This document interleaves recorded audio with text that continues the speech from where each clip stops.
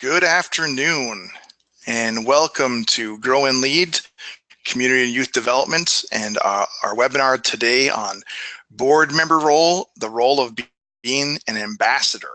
This is one part of a whole month of webinars that we have dedicated to board of directors and their different roles and responsibilities. So we're glad you could join us. And hopefully you'll get a lot out of this webinar this today, whether you're listening live or if you're going to listen to the recording that will come probably tomorrow in your email box. So be on the lookout for that if you're not here to listen in person.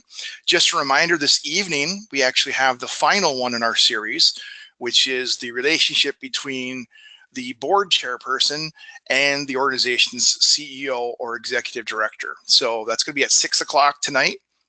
If you haven't signed up yet, you can definitely sign up to do that. And again, even if you can't make it to listen to it live, you can also sign up and then get the recording link afterwards. So it's just a chance to listen to it later on your own time. So thank you again for joining us. And I'm here myself, I'm Chad Mager. I'm an associate here at Grow and Lead, and I'm joined today by Victoria Lenhart, who is my colleague here. And we'll both be taking you through what does it mean to be an ambassador. We're going to give you some tools on help you to be a better ambassador. Yeah, we're just going to jump right into it. So the first thing I want to discuss today is to look at some of the basic duties and responsibilities that the board has and how this idea and this responsibility of being an ambassador, how it fits. So this is really brief, kind of, if you at the beginning of the month heard my Board 101 webinar, then you kind of know this a little bit, so it's kind of review, but the duty of care is that kind of that level of competence that's expected of board members. It's about being active, involved, paying attention, being educated and aware of what your organization is doing. So when we talk a little bit about what an ambassador is, that being knowledgeable and being in the loop of what's going on becomes a very important part of your role. So that's where you kind of are hitting that duty of care. The second one is the duty of loyalty. And this is, again, where you're being faithful to the organization and making sure you're putting your own interests on the back burner and not doing stuff for personal gain, but actually interest the organization. Again, this is going to allude to ambassadorship, which you are really being a voice and a presence on behalf of your organization to speak up for them. So again, you'll be kind of checking off that check mark of being loyal to your organization as you serve as an ambassador. And lastly, it's the duty of obedience. And this one is multifaceted. And this, again, these duties all have their little nuances. And so raising funds to make sure you obtain the mission that you've called out to be as part of that, both care, loyalty, and obedience. The obedience really talks about making sure your organization is following their mission. And make sure they're following all the rules, all the regulations, all the laws that is important for your nonprofit to obey. And we'll see in being an ambassador, there are some rules to be aware of and make sure that all the board is aware of them, especially when we get down to the term advocacy, which is part of your role as an ambassador. But we'll talk about how it's different than lobbying. And so, and understanding what a nonprofit can and can't do. So that's, again, understanding the laws and the rules and regulations that your organization can take part in and can't. So that's how, again, being an ambassador touches on all these different duties that you have as a board member. So now we'll get into talking about, so great, Chad, thank you for that little review, but what is being an ambassador? Well, the first thing I want to give you an example of is think about our own nation. We send ambassadors and other nations send ambassadors to us. And what's their role? Their presence in another country or their idea of coming here is to represent. It's to be a voice, to be a conduit, to be part of the communication process between other countries and our own. So that's why we have ambassadors all over the globe to help that relationship and smooth that communication piece. Well, that's a lot of similar idea of what you are as an ambassador for your organization. You represent that organization when you're out in the community, when people are asking you questions, and hopefully you're looking for opportunities where you can be a representative of your organization and its mission. So one of the most important pieces that you do as an ambassador, as a board member of your organization, is to educate and inform the public and anyone who's willing to listen exactly what it is your organization does, why they do it, how the activities tie into what your mission. So you're really looking for those connection points. You are the I don't know what to call it, the bridge from here's what the activities we do, but here's why we do them, and this is what our mission is. So you really have to be prepared and to educate others when they want to know, okay, I know that organization, but what do you do? And then after you tell them, what do you do? And so why are you doing this? Or it could be the question could be flip-fled. Why do you do it, and exactly what or how do you accomplish that? So the ambassador's biggest role is opportunities to educate. And this could be multiple different ways. It could be inviting people to events that your organization holds, whether that's fundraisers or other awareness events, or maybe even events where they need volunteers to help serve whatever population or cause that your organization is if that's the mission of it.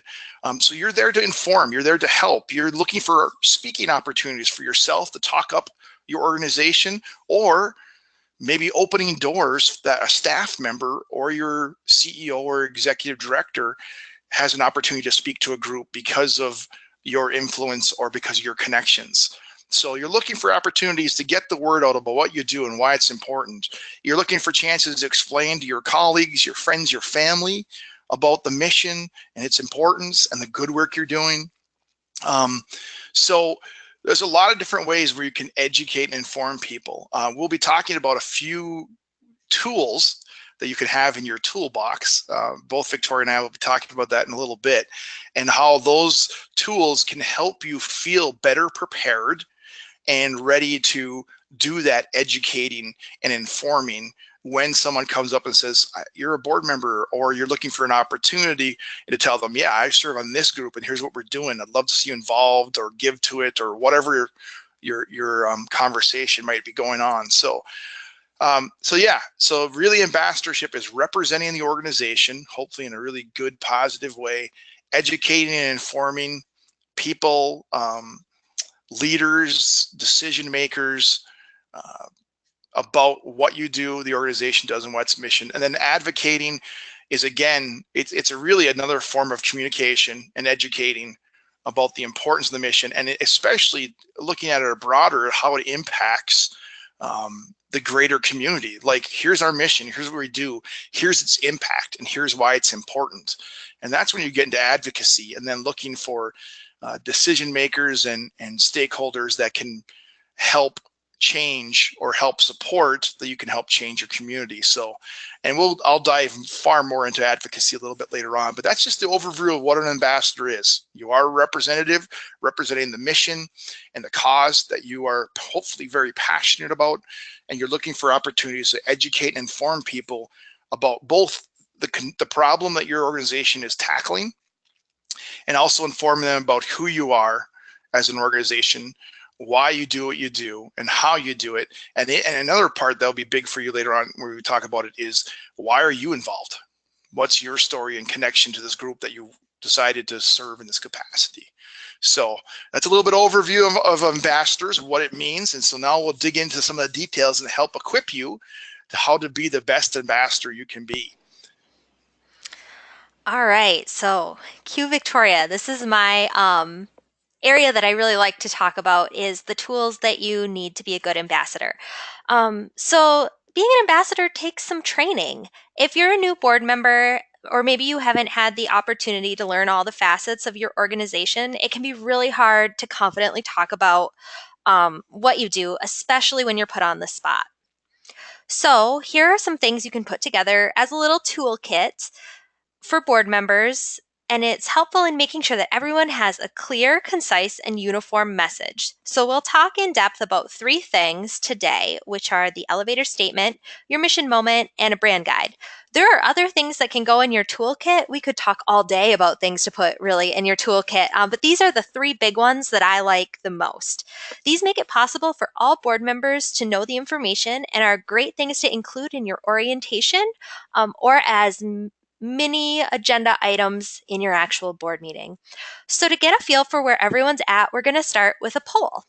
So I want to know who knows their elevator statement. So I will launch the poll, and you can go ahead, click yes, no, or what is an elevator statement if you're not quite sure what that might be. And so I'll give everyone a couple seconds here to go through and vote on how they feel about their elevator statement, if it's something that they've worked with.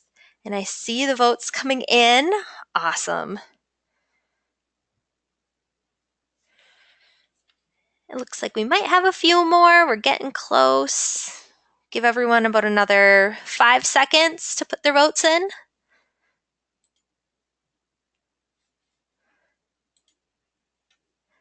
And it should pop up the results here.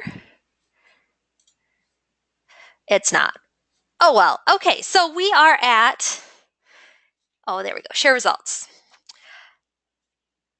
Pretty even split as to if you know your elevator statement, and so we'll talk a little bit more in depth about that.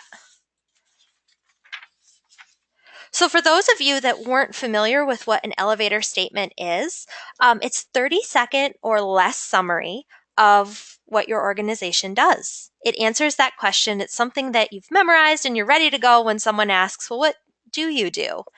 I have an activity I like doing with boards to help craft the essence of their elevator statement.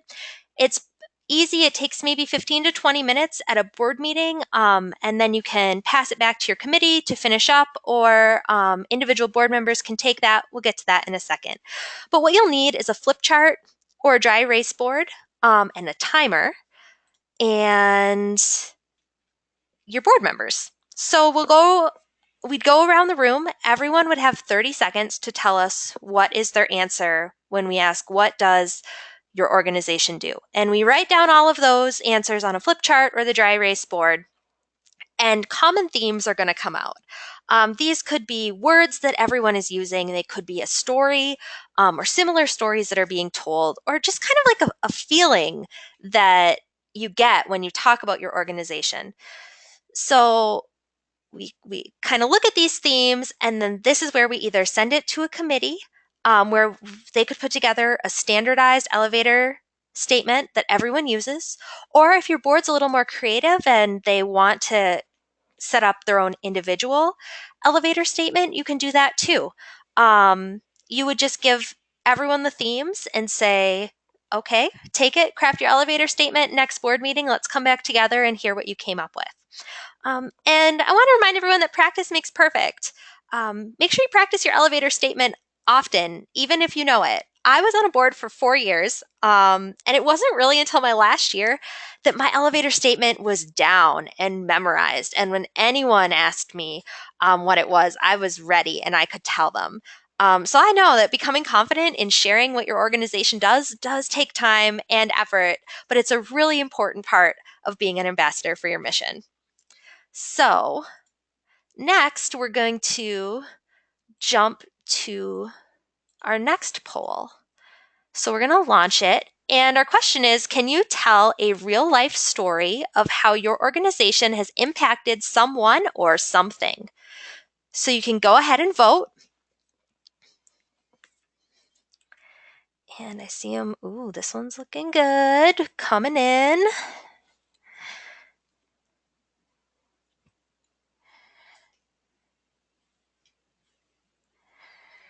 All right, we'll have 10 more seconds of voting open. So cast your votes. Let us know.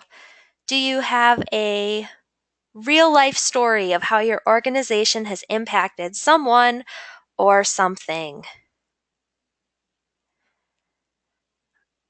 All right, I'm closing the poll and sharing the results. So you can see we're about 75% to 25%. So with that, I'm going to pass it back over to Chad, who's going to talk a little bit about mission moments. Chad?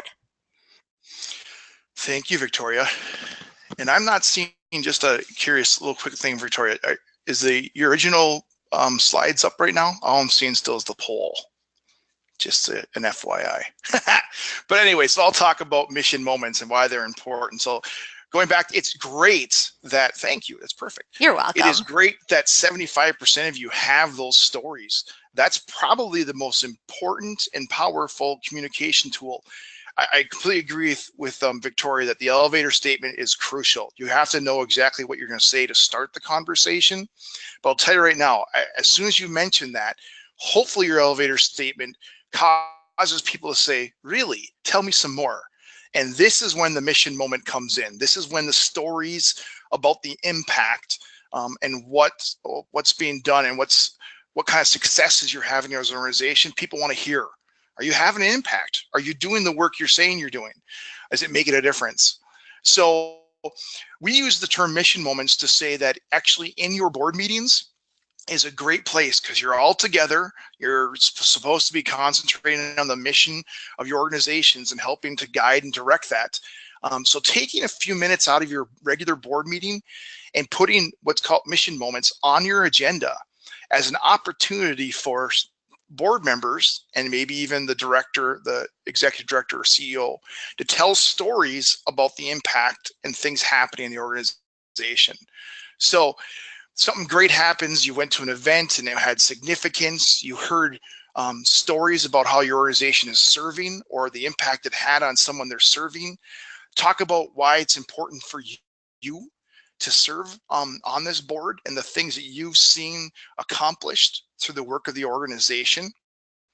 So these are all different ways that you need to be able to have something, and it's great to be able to share them together, because then at the very bottom we'll talk about how together you can build quite an impressive story. So evaluation forms alluding to that when you do activities, when you do projects, sometimes there are forms that are either your people, the clients or people you're serving fill out. Sometimes it's a self-assessment of the staff or the board observing the staff, but all these evaluation forms can help you get a picture again of how well the organization is doing, what kind of impact. This is where flowing to the next one, where you can hear testimonials from people saying, man, I filled out this form because I want you to know that without your organization, we would not have been able to do X, Y, and Z. So those are powerful things, not only to give you tools to share when you're out in the public or when you're talking to people about your organization, but also it's a great encouragement to the board. It helps you together realize that some good stuff, like all the hours you're putting in, all the work you're putting in is doing something. It's making a difference. It's making an impact. And that's very encouraging and inspiring and helps kind of give a boost of wind in our sails to keep up the good work we're doing and keep up the time committed to your duties as board members. Stories also put a face to the work. It's easy to kind of stand back and make decisions when the person or the people you're trying to serve are just nameless, faceless people. They're just the population that you're trying to serve. But when you start bringing up personal stories, all of a sudden those nameless ones become people that you know, that you've seen their face, you've heard their story, you put the connection, the dots together. Again, making your efforts and your time that much more meaningful and more powerful when you tell those stories to others. The big one is make sure you take turns in the meeting. Hopefully the goal of like this webinar and the work you do at your board is to get everybody talking up the organization, everybody involved in events and activities so that everyone has a chance. Each board member has a chance to share about some kind of impact, some kind of positive development, some story that they've been involved in or participated in and why it was important to the organization or to themselves. So hopefully everyone will have a chance to speak and it won't be the same people all the time. If so, that would be a sign to your board chair that maybe some people need some additional training or help. on how to be a better ambassador. Um, the other thing that helps with the missions moments is, and this leads into the last point there about archives, is that it's good to be able to hear and share the different places and people that you're talking to. In other words, if someone says, I spoke at Rotary just the other week and had a great impact, I had all this positive feedback from so-and-so and so-and-so afterwards, there might be a board member going, oh, wow, I was just about to ask if I could speak at Rotary, but now that's been done. Maybe I'll wait a little bit before I speak again on behalf of our organization. But sometimes we trip ourselves up by duplication, by confusion. And so taking turns in the meeting of sharing and then documenting the different groups and people and situations that you're involved in helps keep a record and keeps track of who's being touched, how big is your web going, and who's being reached. So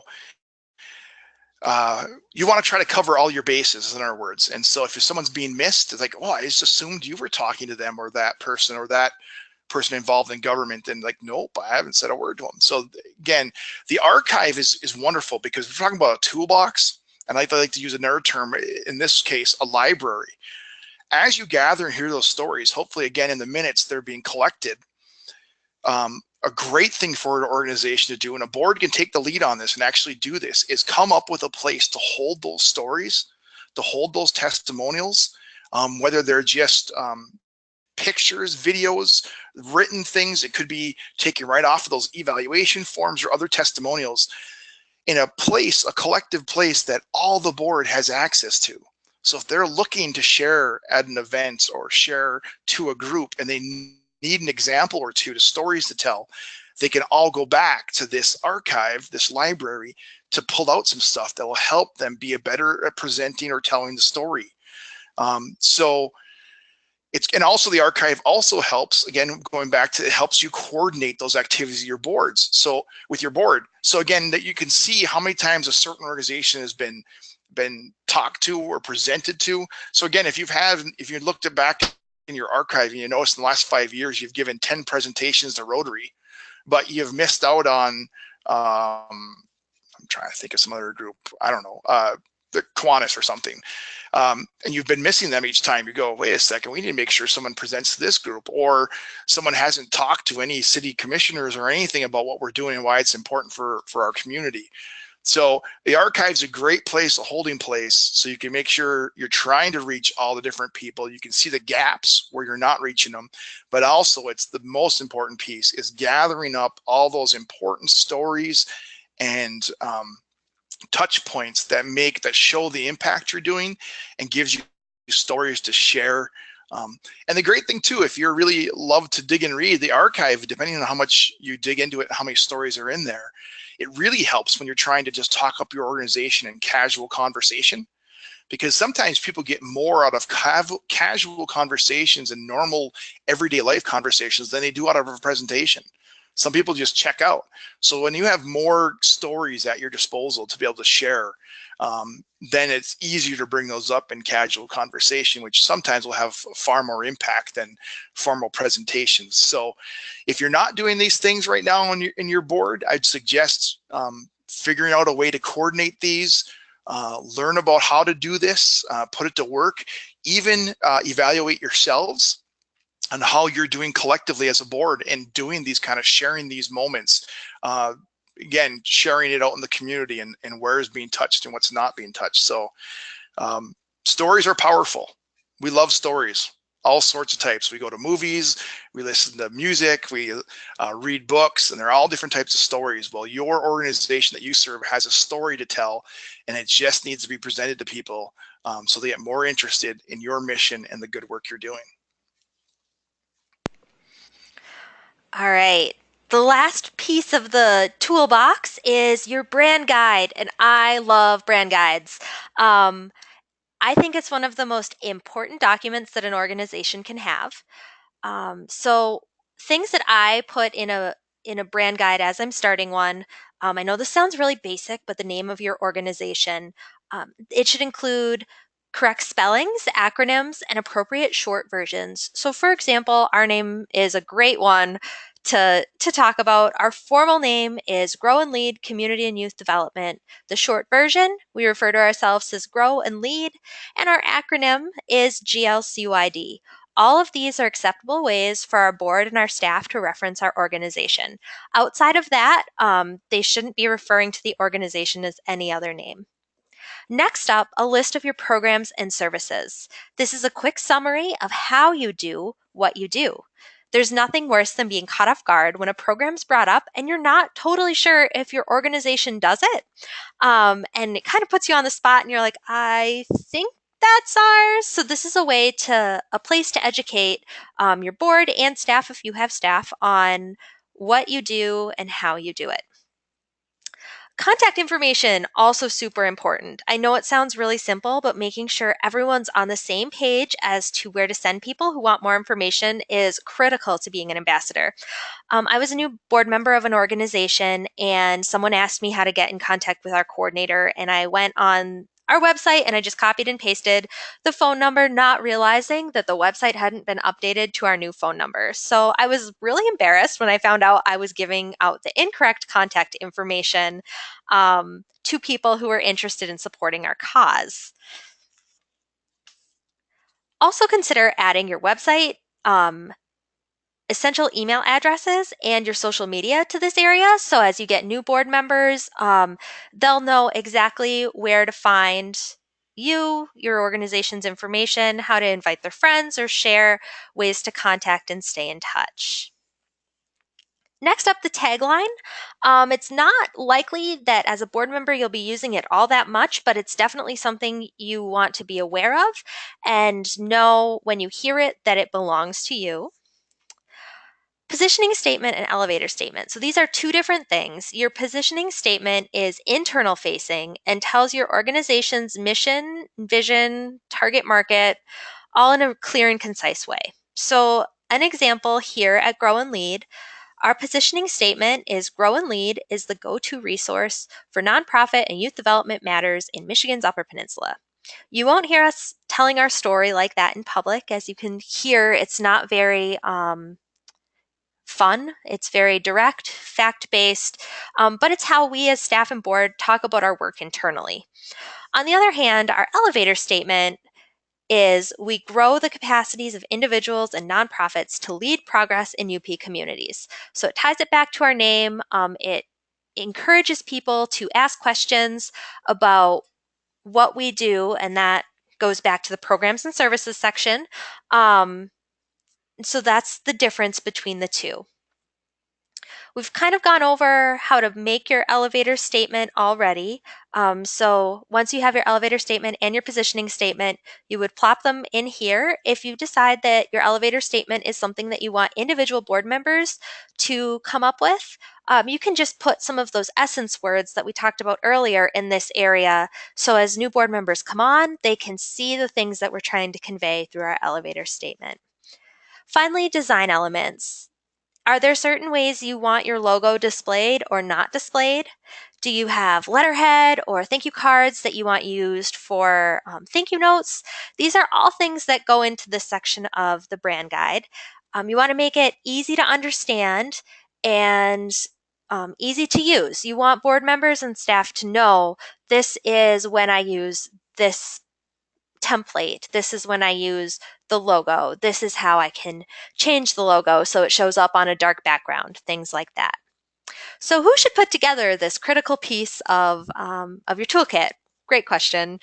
If you're a small nonprofit, one maybe with one staff member, two staff members, or all volunteers, it's a great thing for your marketing, communications, and or fundraising committee to tackle because they're the ones that are going to be working with it the most. And if you do have a staffed organization, it can definitely be a staff project if you have the capacity for staff to take it on. All right. Next up, we are going to talk about everyone's favorite word that starts with an F, fundraising. As a board member, fundraising is sometimes the elephant in the room. no one wants to do it, especially making that ask. So we're going to talk about ways that you can be an ambassador outside of the actual ask for money. Um, the first way is presentations, which Chad talked about earlier. You can present to service groups that give away mini grants. You can talk to similar organizations like that in your community. But if you're not a public speaker, you can help with presentations too. You can organize your network and bring them all together, and then have another board member or a staff member from your organization come in to do the presentation. Your network, your friends, the people that you do business with, we'll talk more about them later. But if you're involved and passionate about it, it's going to rub off when they see how excited you are. So presentations are a great way to share that message. Sharing potential donors, I actually have a slide about that coming up next, but that's another way that you can, without doing the actual ask, help build up your donor pool. Thank you notes and calls. Someone needs to be stewarding your donors. Getting a phone call or handwritten note from a board member with information on how the gift has made a difference, that's a warm and fuzzy as a donor. When you get that, it feels really good. So that's one way that board members can be fundraising ambassadors after the ask has been made and the gift is received, doing that follow up and helping with the warm, fuzzy feeling that the donors get from supporting your organization.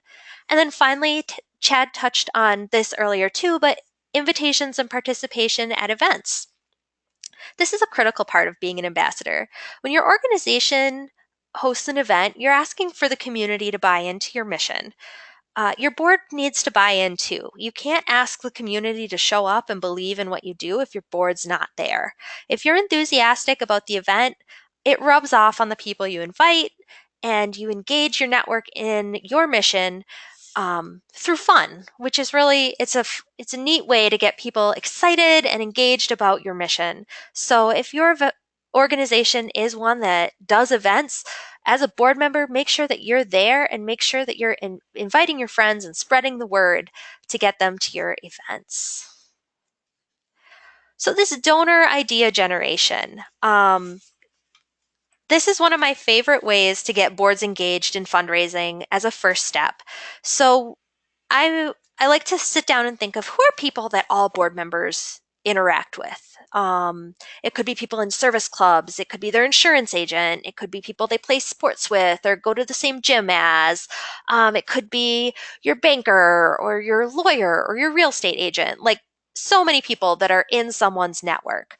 And I list out all of these people, not individual people, but like categories that people could fall into. And I give them to boards and say, okay, write down, fill in the line beside each of these for if you think they might be interested in our mission.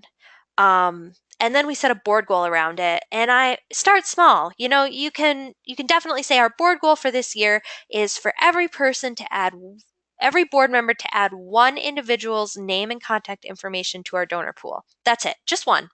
Um, and then use this tool to kind of get them brainstorming about how they can or who they can invite to be a part of what's happening and make it feel like an invitation.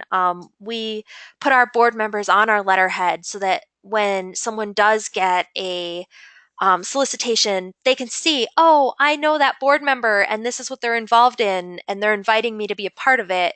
So it's less intrusive, and definitely have, as an ambassador, not only do thank you notes, but you can also, if you present a name, you can sign that solicitation letter with a little note. It doesn't all have to come from your fundraising committee, or if you have staff, your development person or your CEO.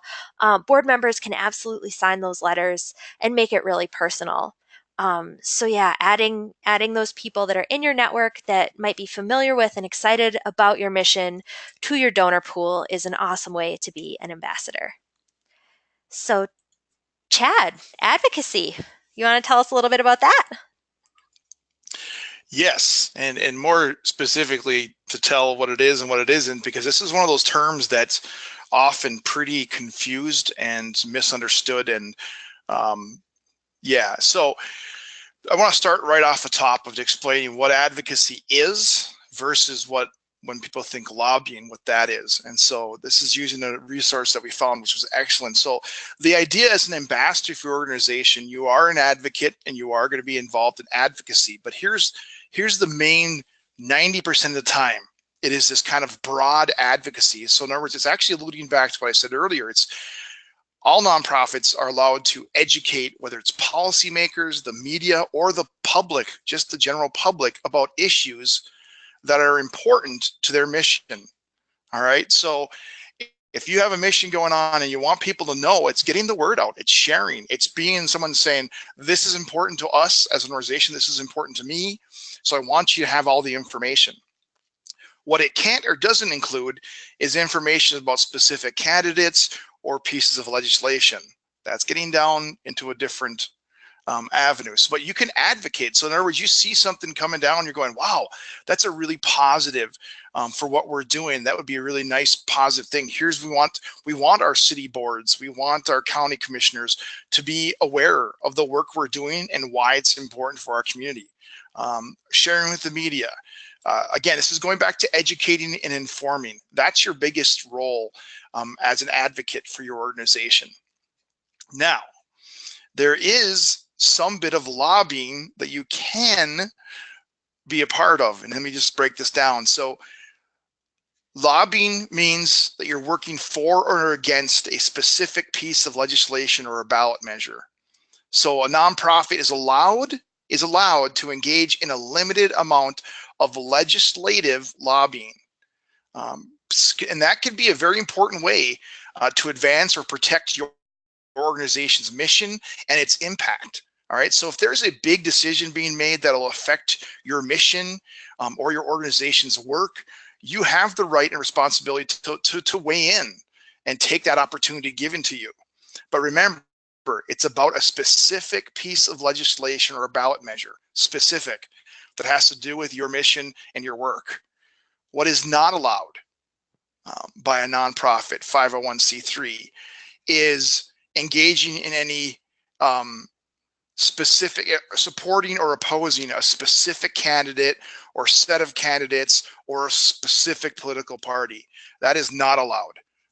So be aware of that. This is going back to your duty of obedience. Be aware of the differences. I think it'd be really wise as a board to have conversations about whether you will engage in any sort of lobbying. If a legislative measure comes up that really feels like it would have an impact on your organization, have a plan in place before things arise on how you will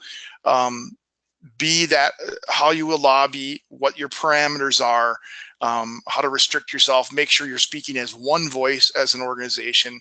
And again, making sure you're following the rules, that it's a specific piece of legislation, and don't slide into the danger point of trying to back a certain candidate or party. So there's your warning, but you are advocates. And again, there are 2 bullet points here. You want to show as you advocate how changes that are coming or have happened, how they're affecting the work of your organization. So a piece of legislation goes through, our state of Michigan, and it's hurting your organization, but you can speak up and say, this really hampers our work and really takes away some of our punch to make an impact and difference. Or you see something that's a potential and you're going, yes, people, you have to understand, we want to get the word out about this because we want this to happen because it would greatly help us serve the population we're trying to help. So also, as an advocate, you're speaking up on behalf of your organization. Again, that's the word to advocate is to speak up, to stand up for. So stand up for your organization when it's called for. When you hear things and go, wait a second, that's not exactly quite true. One of the things I talk about in being an ambassador is that be prepared. A lot of organizations have common misconceptions. People have one idea of what you do or who you are. I think almost every organization, our name before we changed to Grow and Lead, which I will not mention, made us extremely confused with another local organization, actually another UP-wide organization. People got us confused all the time. And it made it very difficult for us to say, well, wait, we don't do that. So our board members would have to constantly stand up and speak, no, that's not us. We're this group. So use those opportunities when you see there's a misunderstanding of what you do or who you are, that you speak up on behalf of your organization. And also when it comes to when you're looking for funders and speaking, having conversations with funders, and they go, well, you know, you do good stuff, but this is more important. You can also speak up on behalf of your organization and say, I respect what you're saying, but here's really the impact we're having and the potential to really make some change. So don't be afraid to advocate for your organization, because that means you're being a good ambassador. Okay, so now here's another very important piece. Let's say your term is up on your board, the board you served on, and you're decided to step off and no longer serve on the board in an official capacity. There is still an opportunity for you and a very important role to still be an ambassador for your organization.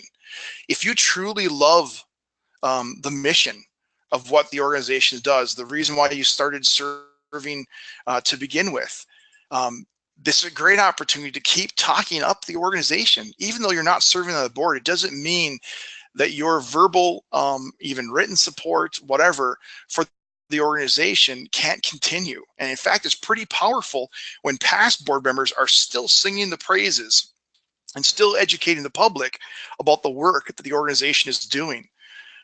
So one of the things I would encourage you to do as you have board members about to leave your organization, to have some sort of an exit interview. You can gain a lot of stuff from that. Obviously, you can see what was working well, what was their frustrations, get a good feedback about their time on the board. Another great opportunity to gather some stories for that archive for the mission moments, maybe ones that haven't been presented or shared before. So that interview, you can kind of gather any more stories you might not have, but also you can use it as a teaching opportunity and an encouraging opportunity to tell that soon to be former board member that you don't need to stop being an ambassador. And in fact, we greatly encourage, and what kind of tools and what kind of communication can we give to you so that you can continue to be a voice in the public for what we're doing here. Another great way for someone who's a former board member to be involved and be a great ambassador is to serve on a committee. Hopefully your board is functioning with actual active committees, and if so, a board member doesn't have to worry about going to board meeting, a former board member, excuse me, doesn't have to worry about going to board meetings or making decisions, but they can still use their talents and their gifts by serving on a committee of a specific task or area. So look for opportunities. That exit interview is another great opportunity to say, hey, I know you're stepping back from the board, but would you be interested in serving on a committee maybe for a while and help us groom up some of our people, because we don't want to lose your knowledge. And then special communications. Again, if there's a call out, whether it's I'm thinking of one organization I'm working with that has a big annual like anniversary event coming up, like they've been in existence for, let's throw a number, 100 years. And so now they're really making a big push to build awareness. Obviously, they're using it as a fundraising opportunity. This is a time, again, former board members can be a great asset, that they can sign a testimonial or give some feedback or be a great little soundbite or quote to go out in those special communications, showing that there's a history and a passion for the mission you're doing. So there's great ways, even after your service time is done, where you can be an ambassador and continue the good work that your organization is doing. And then, I love when Victoria made this slide, bad ambassadors. Hopefully you're not being truly, it's not the 3 bullet points, but hopefully you're not being a bad example or a bad reflection of your organization. That would be absolutely horrible. But sometimes we're not really operating or acting or behaving in the best capacity as ambassadors, more of not being bad, but just being ineffective or just simply not doing it. So one of the things as a board, if this is important for you to become really good ambassadors, is to set expectations and then continually review those expectations. So an example of working with a group, the executive director of that organization really wants to get out into various parts of the UP.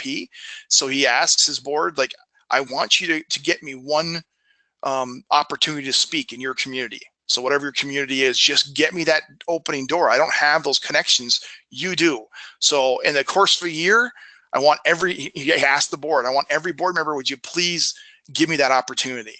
And so the board themselves adopted it as an expectation. It's like, all right, we're committing now. We're going to get this person, our executive director, at least one opportunity to present in our communities, our respective communities. There you go, great. And then you'll see the next year who succeeded, who failed, who needs some help. And then you can decide for other expectations of how to be an ambassador. Always be looking at your toolkit, things that Victoria so eloquently shared about the elevator speech, the brand guides, the getting that donor identification. So look at your toolkit, see what's working well, see what's not. Don't forget about your archive where you're capturing all your great stories and moments. So make sure you're continually, the toolkit should not be a static. It should be something that's continually looked at and worked on. You might want to tweak your elevator speech. You might want to share some things that have worked for you as a board member when sharing that maybe hasn't been saved yet. So examine that cool toolkit, make sure it's actually working for you. And the last one's my little, what do you want to call it? It's Chad brings out the little bit of the hammer, but not too much, just a little hammer. The idea that your role as an ambassador is a vital piece of what you do as a board. Yes, oversight is key. Yes, you have legal duties you need to do. But if you're just sitting on your board, just attending a board meeting and doing nothing else, you are really shorting the organization and honestly yourself. You want to be that advocate. You really want to be that ambassador to show that you're all in, that you really do care about your mission. And the more that the public sees how much you care and how passionate you are, that will build that attractiveness to them to be involved or be aware and understand and be supportive of what you're doing. So the whole idea of the step up or step off conversation is if you're just not willing to serve as a good ambassador for your organization, so you're like, well, I don't want to do that, then maybe it's time for a good question for yourself to say, should I really be serving on this board? Because if I can't do this, which should be a natural extension of your passion for the mission, but if I'm not willing to talk to others about what we do and its impact and why it's important, then maybe you're not serving on the right board. So that's kind of the whole idea of the step up or step off. So step up, be that ambassador, be that person who's sharing the mission, getting people excited about the work your organization is doing.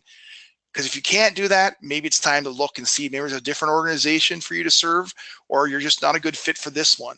And there's no shame in that. There's no like, oh my goodness, I'm going to be so embarrassed or whatever. I can tell you from all the executive directors I've talked to and board chairs, they'd rather have engaged, excited board members than people just taking a seat and not doing anything. So really make that kind of soul searching decision for yourself. Can I step up and be this kind of ambassador for an organization, or is it time for me to move on to something else? So that's my little, I don't know, convicting kind of little speech there to take a little soul searching for yourself.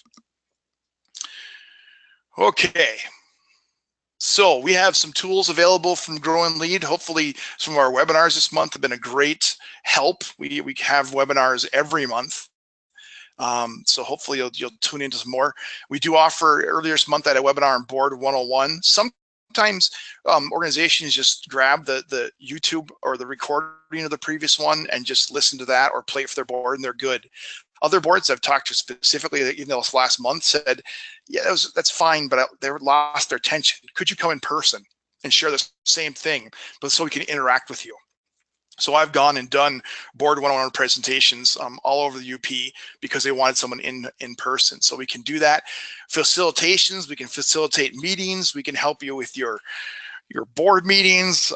We can facilitate some tough discussions that has kind of high charged or potential to get out of control. So we're good at facilitating, the whole group of us here.